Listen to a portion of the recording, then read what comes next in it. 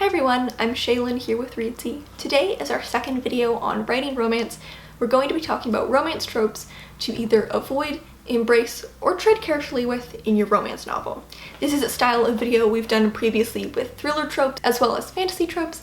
Today we're going to be talking about romance tropes. This is a follow-up to our previous video, which was on how to write a romance novel. So if you want more of a solid foundation with just some basic tips on how to approach the genre, I'll leave a link to that video for you to check out. This is a bit of a trickier one than the fantasy or the thriller tropes video, because romance has a lot of tropes. It has tons of tropes. Tropes are not a bad thing. It's hard to write a book that doesn't have any tropes. But I do also want to be clear that the romance genre does have a lot of tropes that are genuinely problematic, and so should be avoided for that reason alone. I'm not going to be going into the harmful or offensive tropes that sometimes appear in this genre, because I do want to encourage the possibility to subvert any of these tropes. And tropes that involve things like romanticizing abuse, assault, stalking, harassment, or abusive power dynamics should really just be avoided. So the tropes I'm going to cover in this video under the avoid heading aren't tropes that need to be avoided full stop. They kind of just come with a lengthy fine print. There are so many tropes in this genre, so narrowing it down to 5 was in a way almost arbitrary. I could make this video 50 times over and still have tropes to talk about. This is kind of just a sampler of a few tropes the genre has to offer. Tropes in the romance genre tend to be very divisive. There are tropes that some readers just love and others just hate. That's why I didn't want to pick any that I think need to be avoided full stop, because in this genre, it really is the case that just because one person hates a trope doesn't mean it's completely bad, because there's going to be someone else who loves it. Don't take anything I'm about to say in this video as the law.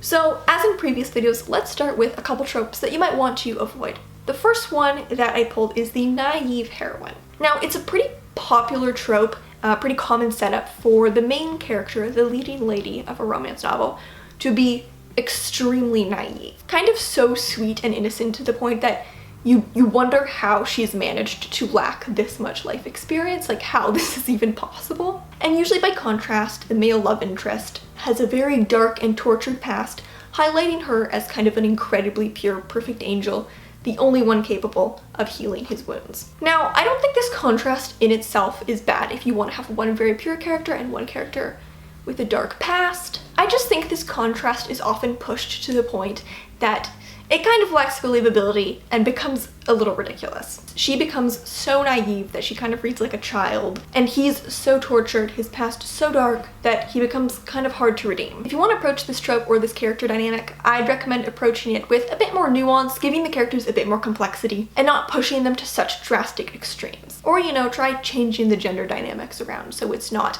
incredibly pure, sweet, innocent woman with dark, tortured, aloof, emotionally repressed man. There are lots of ways to subvert this trope. I just think the dynamic in itself is a little overdone at this point. Number 2 to avoid is Instalove. The thing about this trope is that the trope itself kind of just enables poor writing.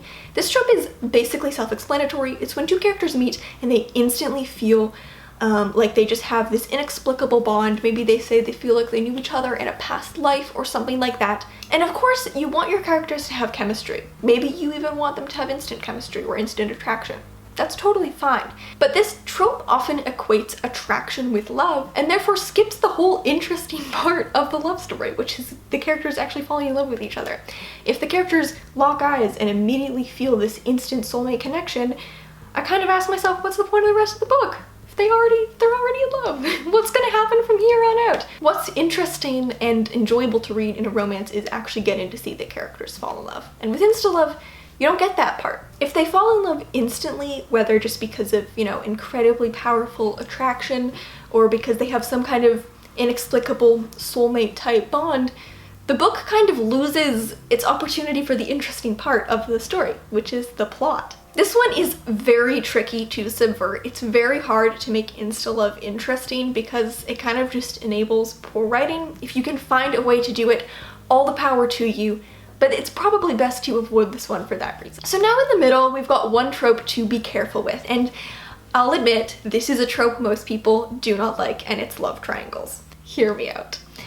Lots of people hate this trope. It's actually probably one of the most widely hated tropes of all time. Tons of people have this as like their most hated trope, which is fair. it's often used very badly. But I will defend love triangles because I think their bad reputation comes from the fact that they're often done poorly, not the fact that they're inherently terrible. Maybe I also feel like I kind of have to defend them because the book I'm currently writing does kind of have a love triangle in it.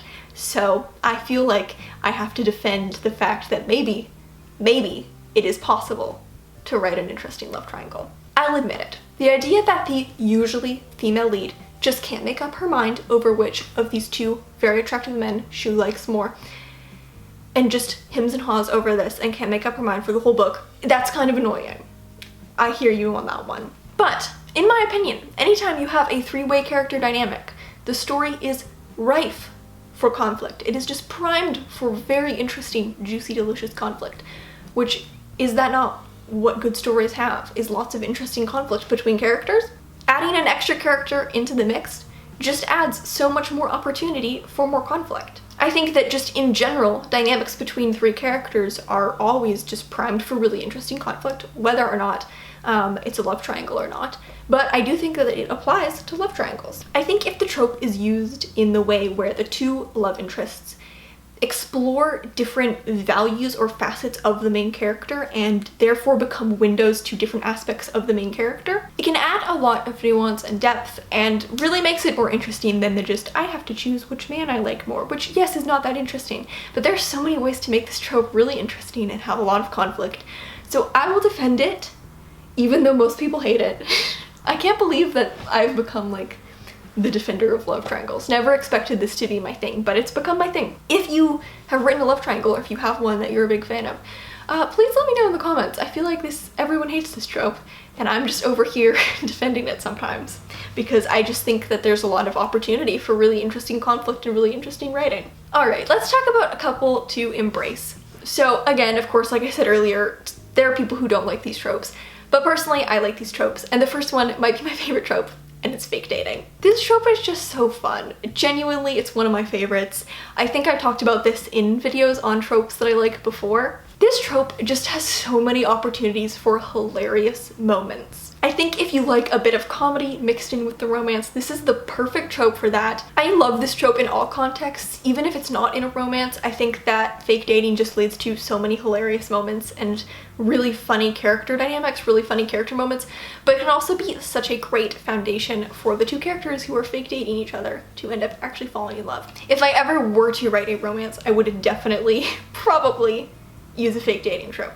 And finally, as another trope, I kind of mixed these ones all together because they're kind of similar, and it's enemies to lovers or friends to lovers or enemies to friends to lovers. I'm including these all as one because they're kind of all related. A lot of people just love these character dynamics, and I totally see why. They're really fun. There's an inherent intensity to an enemies to lovers dynamic, and it can be really fun to watch the characters' feelings for each other change and evolve so dramatically. Friends to lovers, on the other hand, is also really beloved because it can be really adorable to see two people who already have a really close bond realize that they're actually in love with each other. I think this trope gives an extra assurance to the reader that these characters will end up staying together past the end of the book because we can see that they already have a really strong basis for their relationship. These tropes are also both great ways to combat insta-love. They almost are like the anti-insta-love, since we see the characters develop a specific relationship or rapport first before then developing romantic feelings for each other. These ones are really fun dynamics. A lot of people love them, and I think it's definitely for good reason. So those are 5 different romance tropes that you could consider using, or maybe not using, in your work. What are your favorite tropes in the romance genre? Please let me know in the comments. I did mention earlier that this is not really my genre, so if this is your genre, please let me know what your favorite and least favorite tropes are. Thank you so much for watching. Remember to subscribe and turn on notifications so you don't miss any new videos from us. We've got new writing, editing, and publishing tips every Tuesday and Friday. Until next time.